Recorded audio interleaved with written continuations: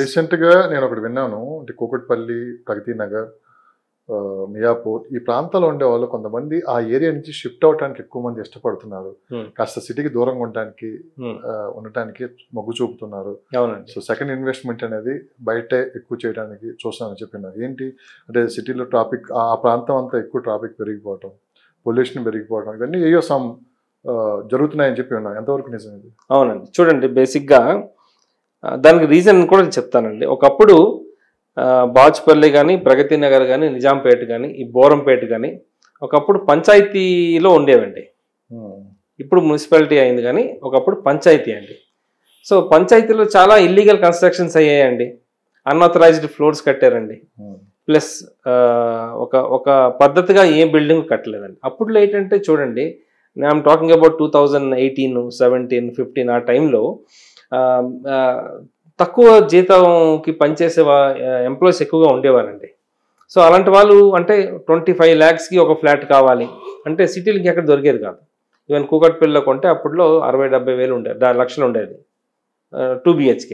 So Nizampet కానీ, ప్రగతి నగర్, బాచుపల్లి లొకేషన్స్లో ఏంటంటే 25 lakhsకే flats దొరికేవండి. ఎందుకంటే నేను చాలా డీల్స్ చేశాను, నాకు తెలుసు. సో వీళ్ళందరూ కొనేశారు, తక్కువకి వస్తుందని కొనేశారు తప్ప దానివల్ల వచ్చే ఎఫెక్ట్ అనేది తెలియలేదు వాళ్ళకి. తెలియలేదంటే చూడండి, ఇప్పుడు నేను పర్సనల్గా ఎక్స్పీరియన్స్తో చెప్తున్నాను. ఈ పంచాయతీ అప్రూవల్ బిల్డింగ్స్ ఉంటాయి చూసారా, వీటికి సెట్ బ్యాక్స్ ఉండవండి. సెట్ బ్యాక్స్ ఉండవు. సెట్ బ్యాక్స్ లేకపోతే దానివల్ల వచ్చే ప్రాబ్లమ్స్ ఏంటంటే లైట్ ఉండదు, వెంటిలేషన్ ఉండదు, ఏమి గాలి ఉండదు, ఏమి పరిస్థితి అక్కడ. ఎస్, అక్కడ అసలు క్రౌడ్ కూడా మామూలుగా ఉండరండి. ఇప్పుడు చీమ పుట్టలు చూసారా, అలాగ వస్తారండి బయటకి. అసలు ఈ నిజాంపేట రోడ్డు కానీ, ప్రగతి నగర్ రోడ్డు కానీ ఈ బిజీ టైంలో వెళ్తే మనం బుక్ అయిపోతామండి, అంత ట్రాఫిక్ ఉంటుంది. సో ఇప్పుడు వాళ్ళు ఆల్రెడీ కొన్నారు, ఎంజాయ్ చేసేసారు, ఇప్పుడు ఆ బాధలు పడ్డారు, వెంటిలేషన్ లేక, గాలి లేక బాధపడుతున్నారు. అందుకే వాళ్ళు అక్కడి నుంచి బయటకు వచ్చి మంచి ప్రాపర్టీ కొందామనే ఉద్దేశంతో వేరే లొకేషన్స్ చూస్తున్నారండి. అంటే ఆ ప్రగతి నగర్, కూకట్పల్లి వైపు తీసుకున్నదంటే హౌసెస్ కొనుక్కున్నారు, ఇప్పుడు బయటికి రావాలనుకుంటున్నారు. అంటే అది ఫ్లాట్స్, ఓపెన్ ఫ్లాట్స్ తీసుకోవాలా, మళ్ళీ బయటకు వచ్చి ఏదైనా అపార్ట్మెంట్ కొనుక్కోవాలని చెప్పి కూడా ఒక కన్ఫ్యూజన్ లో ఉంది. అవును, మీరు ఇచ్చే సజెషన్ అంటారా? చూడండి, ఇప్పుడు బేసిక్ గా ప్లాట్ కొనాలి అంటే సిటీలో అయితే ప్లాట్ అంటే కామన్ మ్యాన్ అయితే కొనలేరండి. ఎందుకంటే ఇక్కడ ఈ ప్రగతి నగర్, నిజాంపేట, ఈ బోరంపేటలో ఉన్న లొకేషన్స్, మల్లంపేటలో ఉన్న లొకేషన్స్ లో ఉన్న జనాలు అందరు మిడ్ సెగ్మెంట్ ఎక్కువ ఉన్నారు, 90% ఉన్నారండి మిడ్ సెగ్మెంట్. సో అలాంటి వాళ్ళు సిటీలో ప్లాట్ అయితే కొనలేరండి. ఎందుకంటే సిటీలో అట్లీస్ట్ 200 గజాలు కొనాలంటే 2.5-3 కోట్లు అవుతుందండి. సో కామన్ మ్యాన్ ఎఫర్ట్ చేయలేరు. మళ్ళీ దాని కన్స్ట్రక్షన్ 4-5 కోట్లు అయిపోతుంది. I'm not talking about every one, so common man గురించి మాట్లాడుతున్నాను. సో ఇలాంటి వాళ్ళకి ల్యాండ్ అనుకుంటే ఓఆర్ఆర్ దగ్గరికి వెళ్ళిపోవాలండి. ఓఆర్ఆర్ అంటే పటాన్ చెరువు అనుకోవచ్చు, లేదా రుద్రారం అనుకోవచ్చు. ఇప్పుడు రుద్రారం రెసిడెన్షియల్గా బాగా గ్రో అవుతుందండి. ఇప్పుడు ఇస్నాపూర్ ఆల్రెడీ అయిపోయింది.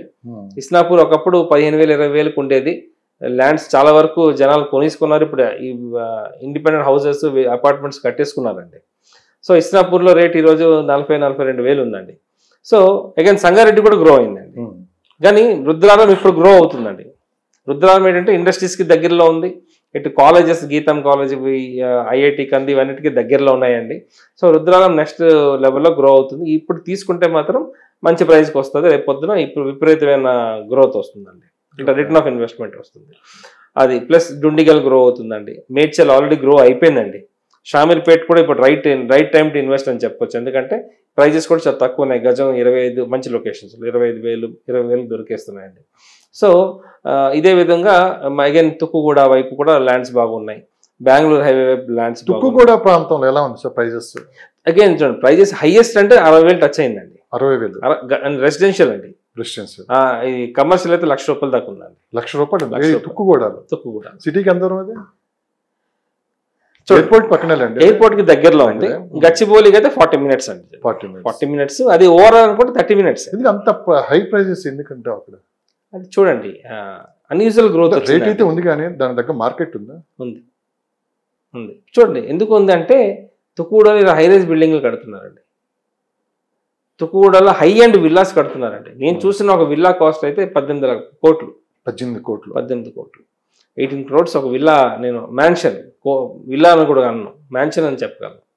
సో తుక్కుగూడ ఎందుకు ఉందంటే అక్కడ అంత పొటెన్షియల్ ఉంది, ఎయిర్పోర్ట్కి దగ్గరలో ఉంది. ప్లస్ గచ్చిబౌలికి హార్డ్లీ 40 minutes లో రీచ్ అయిపోవచ్చు. అంటే ఒకప్పుడు బస్ స్టాండ్ దగ్గరలో తీసుకోవాలని చెప్పి మన చిన్నతనంలో ఉండేది.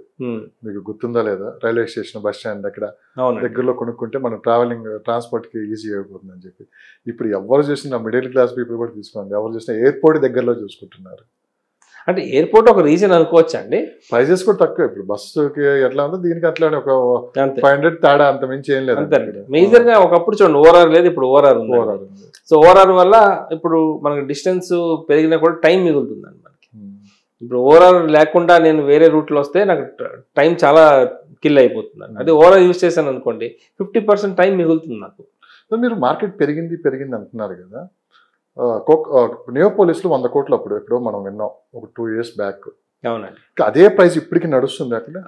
లేదండి, యాక్చువల్లీ వాస్తవాలు నిజాలు చెప్పండి. నేనైతే ఈ 100 crores అనేది డీల్ ఆగిందండి. It's open secret. హైయెస్ట్ అయితే 60 crores కి అయితే వెళ్ళిందండి. ఇప్పుడు ఎంత ఉంది? 60-70 crores అయితే నియోపోలిస్ అనుకుంటా. అటువంటి లొకేషన్స్ మనం 100 కోట్లు అయితే లేదండి. ఈ రోజు 100 కోట్ల అంత రిస్క్ ఎవరు తీసుకోరండి, ఏ బిల్డర్ కూడా. మార్కెట్ మీద తీవ్రమైన ప్రభావం చూపించడానికి ఈ నియోపోలిస్ 100 కోట్లు ఒకటి, హైడ్రా ఒకటి, ప్రభుత్వం మళ్ళీ పాలసీస్ ఏది తీసుకొని వచ్చింది అవి కావచ్చు, గందరగోళ పరిస్థితులు నెట్వర్క్ వాళ్ళ మార్కెట్ ఈ పొజిషన్కి వచ్చిందంటారు. అంతేనండి.